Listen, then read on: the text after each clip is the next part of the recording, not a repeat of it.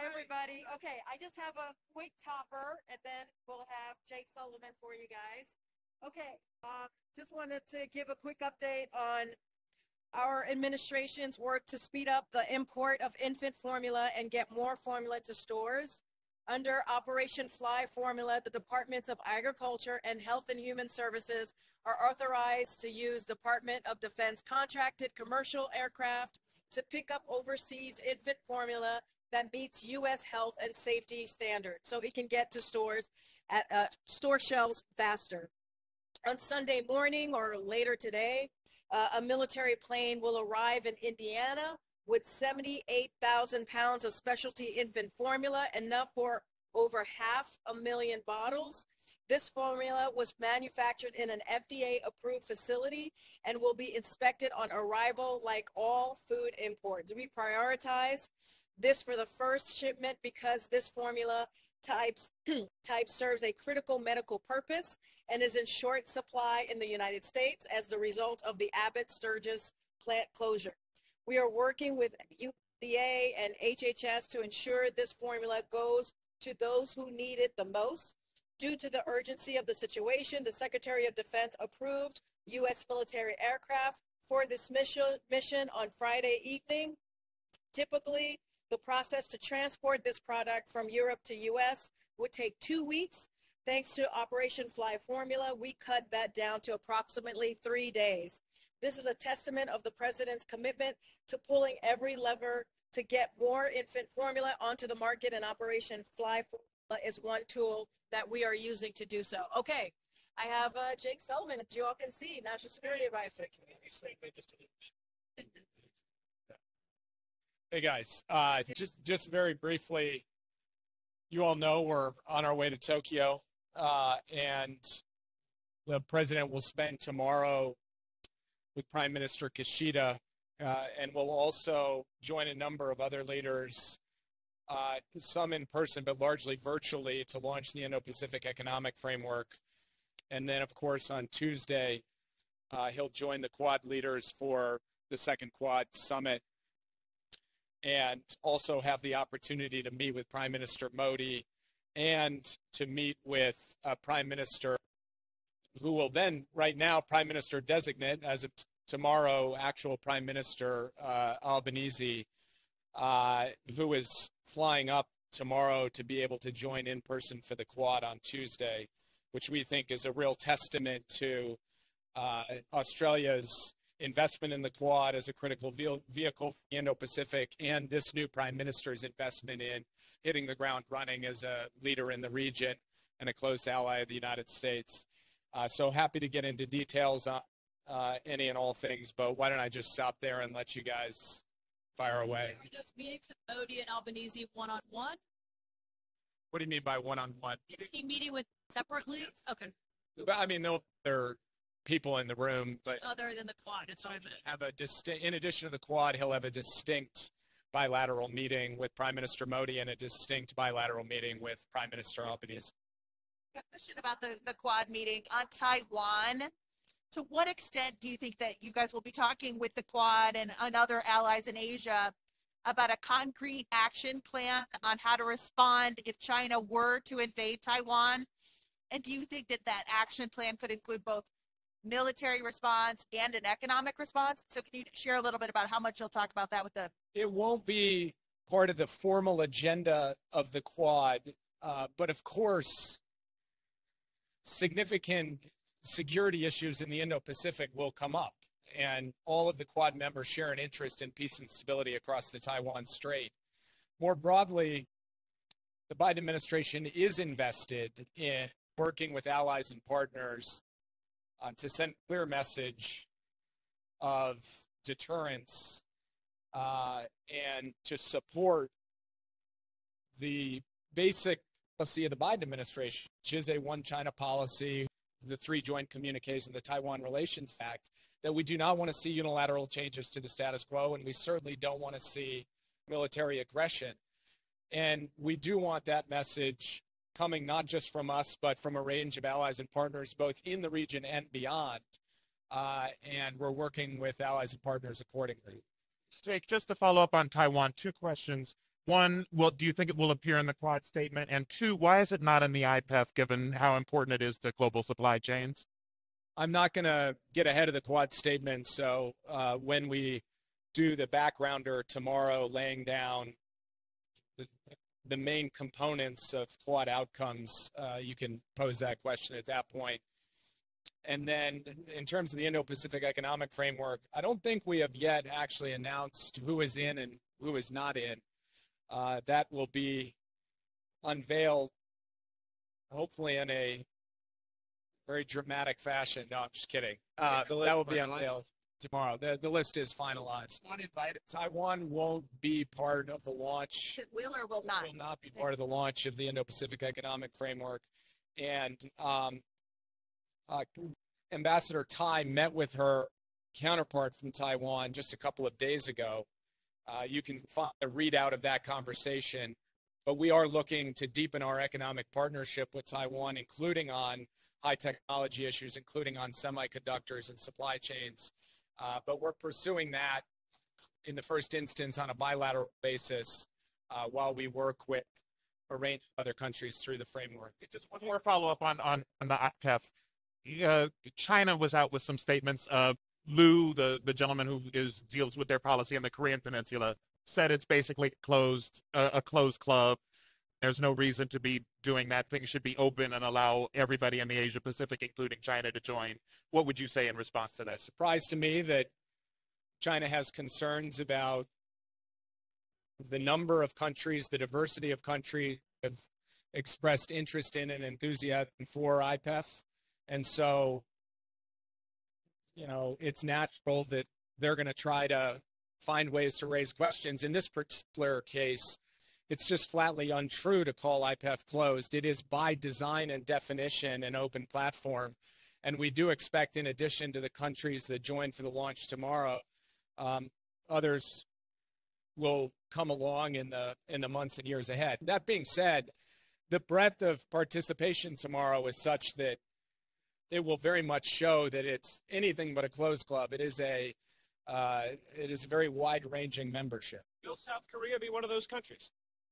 Well, now you're putting me in a funny spot because I directly answered on Taiwan. If we start going down country by country, then I'll be announcing the membership of the Quad of IPEF standing here right now.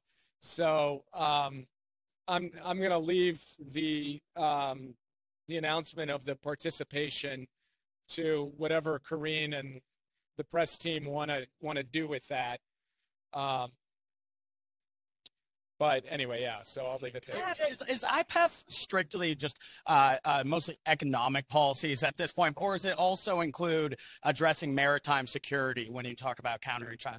It's not a security arrangement. It is an economic arrangement focused around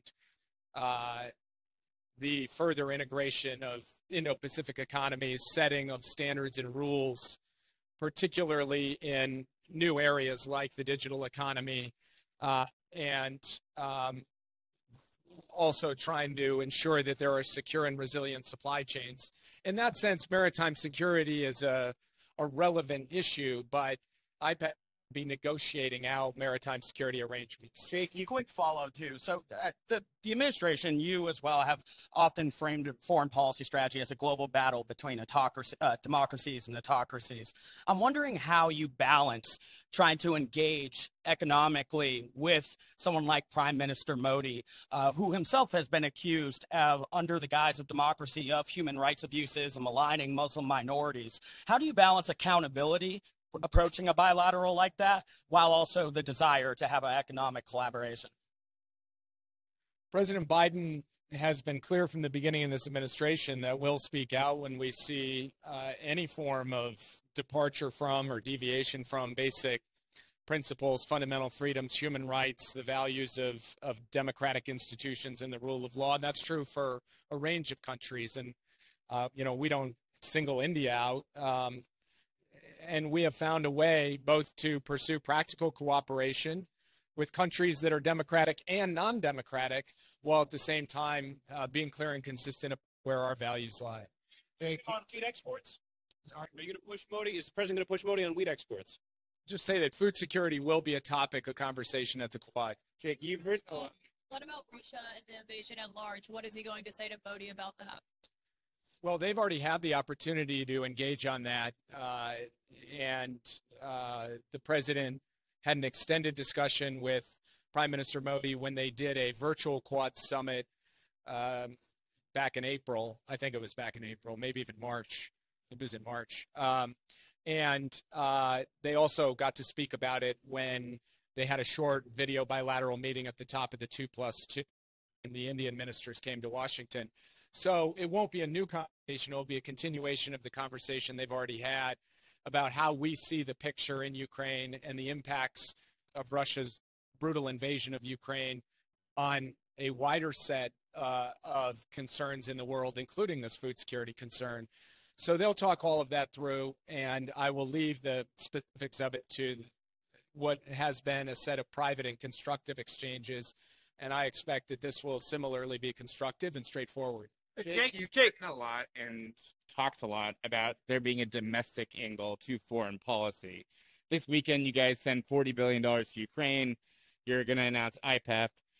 How does this fit into the domestic angle? What's your message to people who are struggling with inflation about why these things are important to them? Well, first, also this weekend, the president announced and held up major or lifted up major investments in the United States, creating investments that will help power the industries of the future, help the communities where those investments take place, employ thousands of workers. And that was true when he went to Samsung on Friday night, and it was true with the announcement with Hyundai this morning. So this trip has in part been about not just talking the talk when it comes to delivering for American workers and American families when the president is engaged in foreign policy, but actually walking the walk, backing it up with real numbers that begin with a B. Now, when it comes to the war in Ukraine, the president has been very straightforward that if we, the United States, do not work with like-minded allies to stand up to aggression, we will pay a greater cost tomorrow. So he actually believes that this investment in the Ukrainian people's fight to defend their country and in support of our allies who live under the shadow of Russian aggression is a worthy investment in terms of the long-term contribution it makes to peace, security, and stability that will benefit American families and American workers. And we actually think that the American people understand that, and more than understand that, they very much support it. And we see that on a bipartisan basis with the overwhelming votes in both the House and the Senate for that funding. With IPEF, IPEF is designed to put workers at the center, American workers. It's designed to create the kinds of high standard approaches to the digital economy, to the clean energy transition, to diverse and resilient supply chains, to open and transparent economic governance that will ultimately benefit American workers, American families, and you'll hear that from the president tomorrow. Okay, Jake, I want to take a step back. The president on this trip has highlighted China's economic slowdown. In the past, building alliances like IPEF sometimes have been frustrated by China's economic ascendancy and its rising power.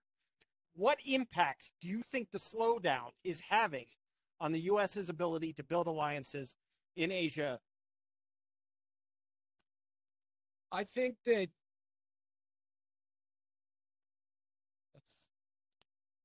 also taking a step back, that all of the traditional expectations about trajectories of countries that have been baked in over the course of several years in the press narrative and, you know, in the public conversation, including in this region, are due for review and reconsider. And the fact that the United States will grow faster than China this year for the first time since 1976 is a quite striking example of how countries in this region should be looking at the question of trends and trajectories. And And so what the president said yesterday in his remarks at the press conference is something he said repeatedly over the course of his career, which is it's never a good bet to bet against the United States. And actually, we think a lot of countries in this region are recognizing that fact. And when you see the breadth of participation in IPEF tomorrow, we believe that that will be strong evidence that countries do want to bet on the United States, do want to be part of an economic arrangement with the United States where we're setting rules together, we're building diverse and resilient supply chains together, that American innovation is at the heart and American infrastructure investments at the heart of the economic strategy of a lot of these countries.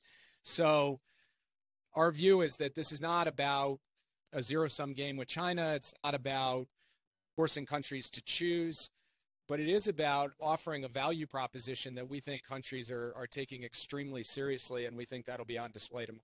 So I was going to say on China tariffs, is the administration deciding whether you're going to ease those tariffs that the last administration put in place? And then on inflation, do you think that lowering or easing some of those tariffs really would help with the inflation problem by helping reduce some prices for U.S. consumers?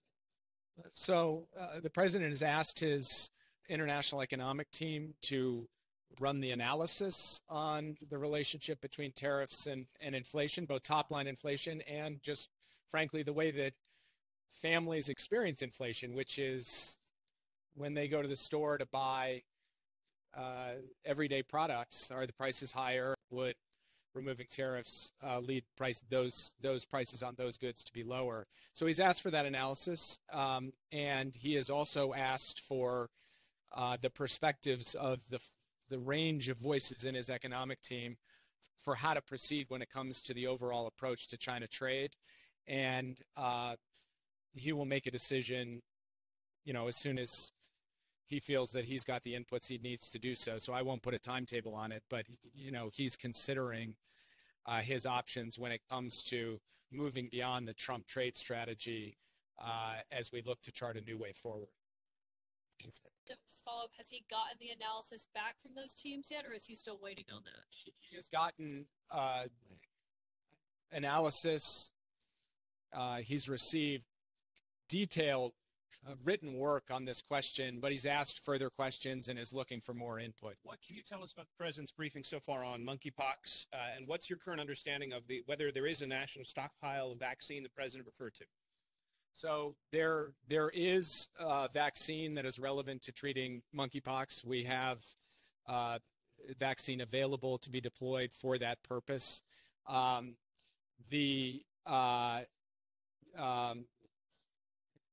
Your question was about him being briefed? Yeah, and how often and by whom? So he has been briefed. I've been out on the road giving him updates based on the written inputs we are getting from our health and medical team, and walking through with him what the current state of play looks like, and as we learn about cases both in the United States and elsewhere, making sure that he's tracking the picture. So he's being apprised on this on a very regular basis and getting inputs from the key members of his health team.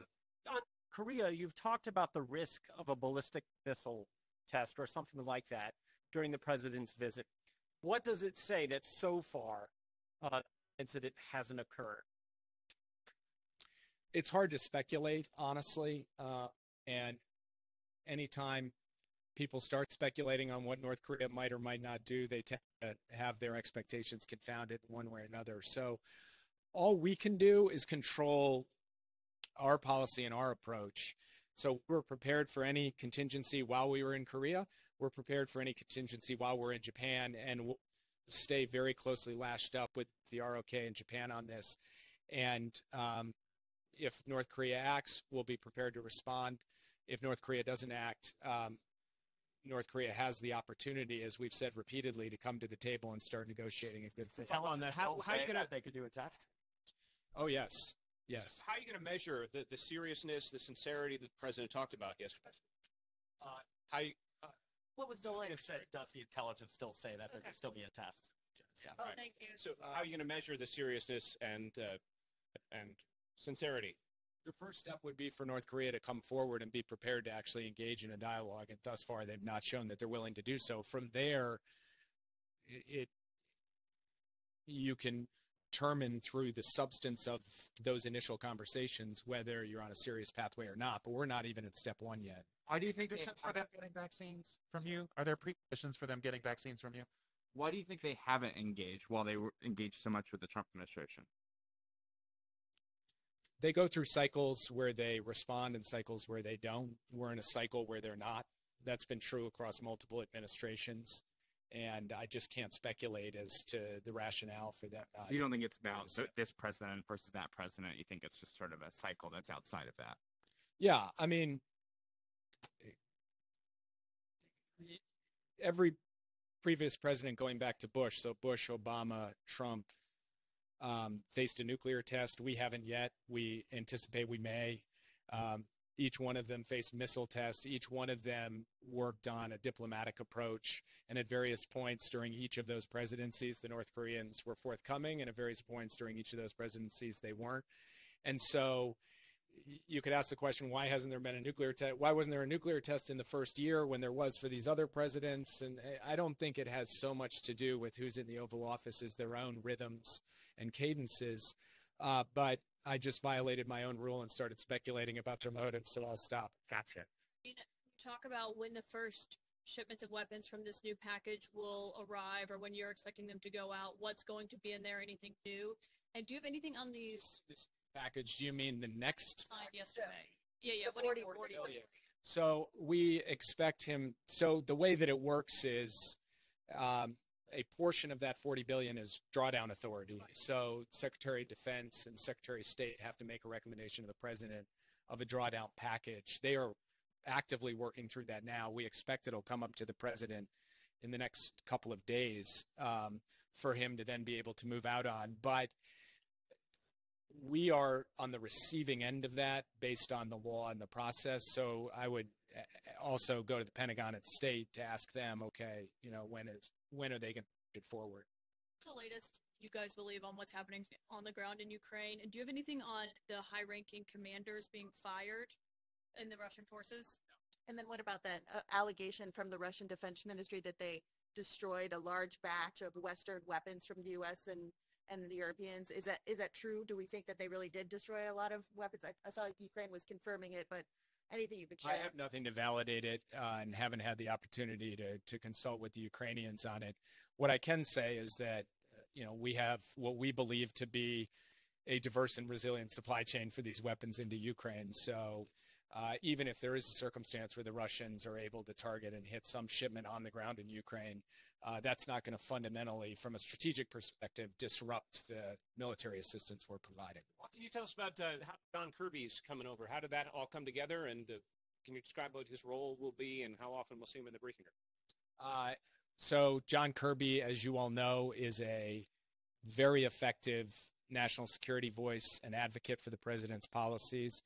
Actually, I think a good partner to you all. So we're excited to have him at the White House, and I'm particularly excited to have him at the NSC because having a senior voice who can come do these gaggles instead of me will just be awesome. No, I'm joking. I'm joking. There was some no, but otherwise we'll work out how it's all going to play out in practice. The key thing is that John, at a moment when we're dealing with a series of really critical national security issues, is just going to bring a great wealth of experience, and he's just going to be fun to work with for me. It'll be fun to work with for the entire press team as well. There's reporting that he would basically fill the same role that Ben Rhodes did near the end of the Obama administration. Is that sort of how you guys are seeing the role, or is it going to be different? The thing about describing models like that, the Ben Rhodes model, they tend to be unique to an individual. And Ben, who is a very good friend of mine, is a unique individual and served in a unique capacity to President Obama.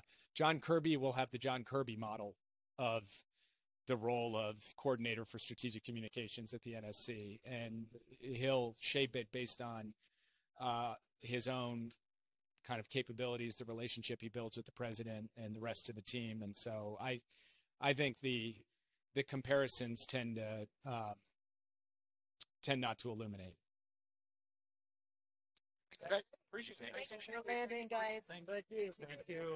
Thanks, The guys. reason why Biden didn't sign the aid bill on camera, the Ukraine aid pact. Wanted to sign it very quickly. And that was just we've always said once he got the bills, he would sign it quickly. And once he was done with his event yesterday, he was able to do that. There's been some questions about whether or not it had to be flown over. What's your understanding of why it was flown over to sign?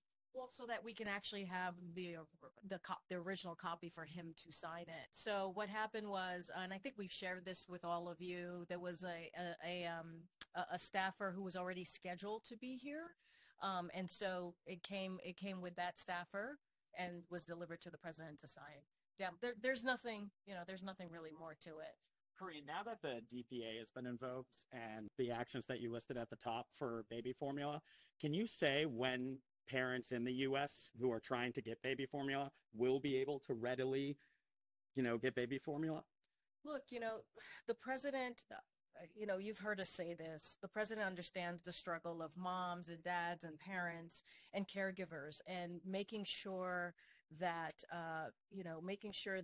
we get a child has a healthy way of eating, a healthy formula and safe formula is our number one priority, which is why we have been very acutely aware of the process that we've initiated with the flyover and also the DPA. I don't have a timeline for you yet. We want to make sure it goes very quickly because it's so critical, and we know what families are going through. But I don't have an exact timeline. Clearly, we want this to happen as fast as possible, as quickly as possible. Is there a reason also that the administration isn't seeking a stay in the Title 42 case? I know that you're appealing. We're appealing. I mean, I don't have much more than what the DOJ is doing, is appealing Title 42. We continue to believe Title 42 is a health authority. It is an authority that the CDC has, that was given to them by Congress. And so that is kind of what we also agree with, which is the authority that Congress gave them. Yep. Let's let you get it. Thank you. Appreciate it. Thanks a lot. Appreciate it. Don't fall.